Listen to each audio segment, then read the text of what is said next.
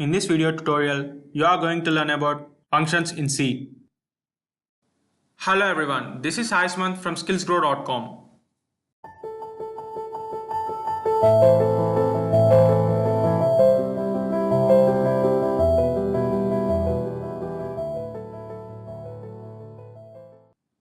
First, let us discuss what is a C function. It is nothing but a group of statements that together perform a task. Let us see the syntax. Here, return type may be a void, integer, or etc. If the return type is void, then the result is 0. The types of C functions. There are two types. Predefined functions are also known as library functions. These are the functions which already have a definition in the header files, like stdio.h. Example, printf, scanf, gets, and puts functions. Now, the user-defined function. It is nothing but a function defined by the user to reduce the complexity of huge problems. Example like sum function, addition function, and etc. Uses of C functions.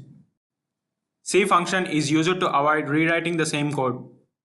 It can be called any number of times from anywhere in the program. It is also used to reduce the difficulties during debugging a program. Debugging means to locate and correct the errors. The core concepts of C functions are reusability and reducing the task by dividing a huge task into the smaller ones. But what is the need of division? The need of division is to achieve the functionality and to improve understandability. Some important aspects in functions are function declaration or prototype, function definition, and function call. Now let's have a look on function declaration. This informs the compiler about the function name, parameters, and return type value. Here is the syntax for function declaration. Function definition.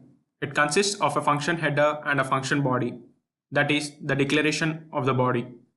It provides actual body of the function. Below is the syntax for function definition. Now the last aspect is function call. Function call means to pass the parameters as arguments to the function. Syntax. How to call a C function in a program?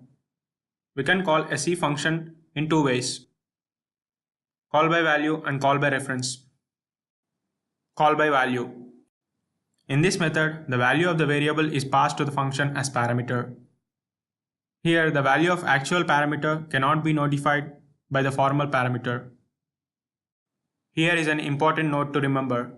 Argument which is used in the function is called actual argument, and the argument used in the function definition is called formal argument. Call by reference. It is different from call by value. Here, the address of the variable is passed to the function as parameter, and the value of the actual parameter can be modified by formal parameter. This is all about the introduction to functions in C++.